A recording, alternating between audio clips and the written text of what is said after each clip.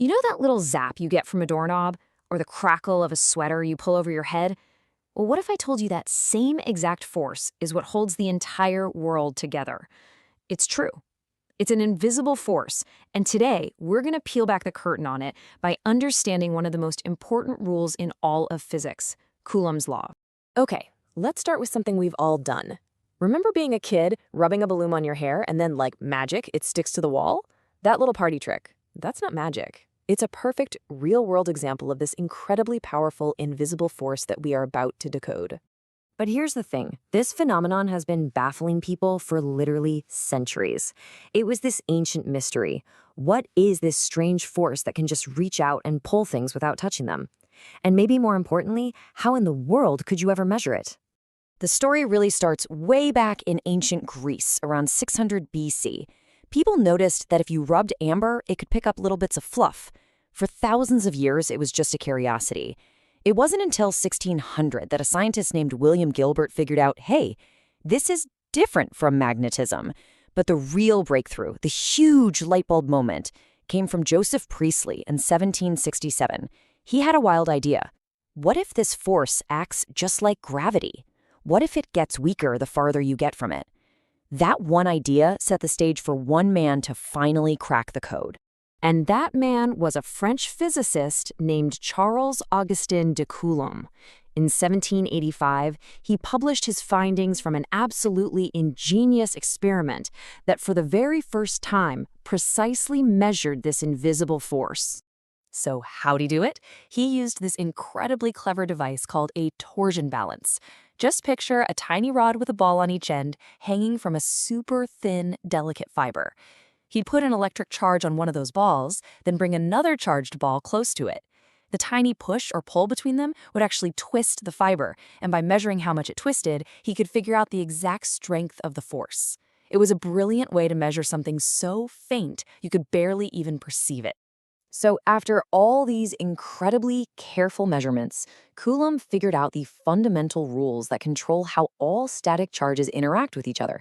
And you know what? The rules turned out to be beautifully simple. So here's the bottom line. It all comes down to two very basic interactions. If the charges are the same, so two positives or two negatives, they will always push each other away. They repel. But if the charges are different, a positive and a negative, they always pull toward each other. They attract. It's that simple, right? Opposites attract and likes repel. But the next big question is, how strong is that push or pull? Well, this is where the genius of Coulomb really shines.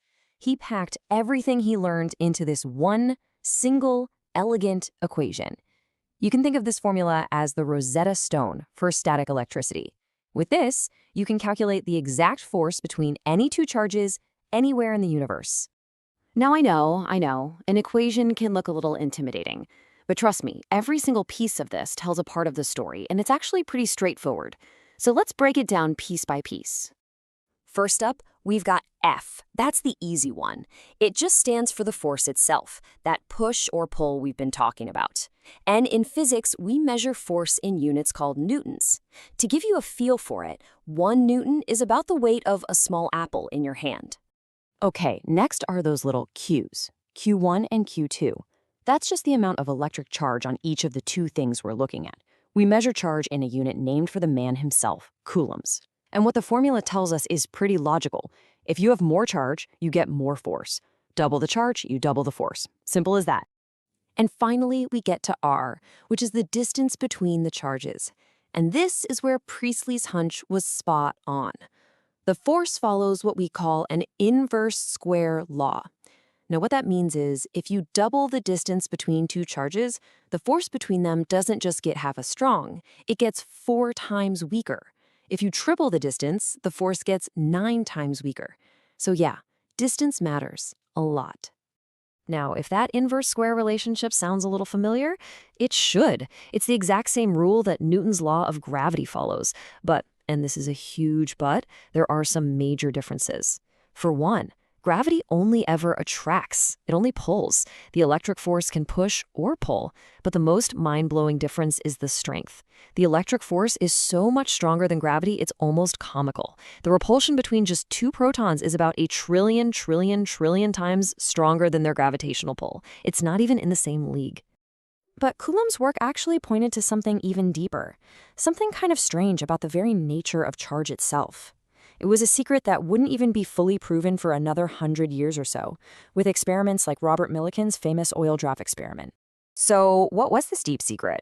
It's something called the quantization of charge. It's a fancy term for a really simple idea. Electric charge isn't like water, where you can have any amount you want.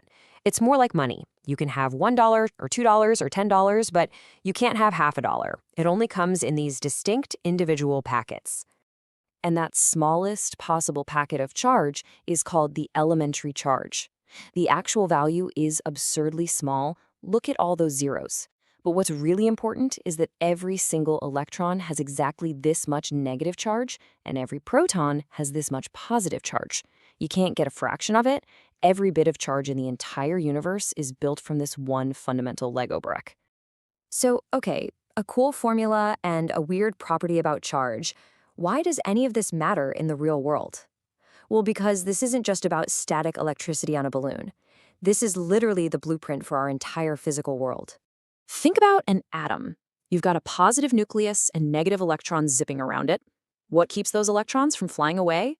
Coulomb's law. And then, what binds different atoms together to create molecules? And what holds those molecules together to make the chair you're sitting on, or the air you're breathing? Yup. It's all Coulomb's law. And what's really amazing from a physics perspective is that Coulomb's law isn't just some standalone rule. It's actually a key piece of a much larger, more powerful puzzle. You see this best when you look at something called Gauss's law. If Coulomb's law is like a very specific instruction for how two individual charges interact, then Gauss's law is like the master blueprint for the whole system. It's a broader, more fundamental way of looking at it, and you can actually derive Coulomb's law directly from it. They're just two sides of the same beautiful coin.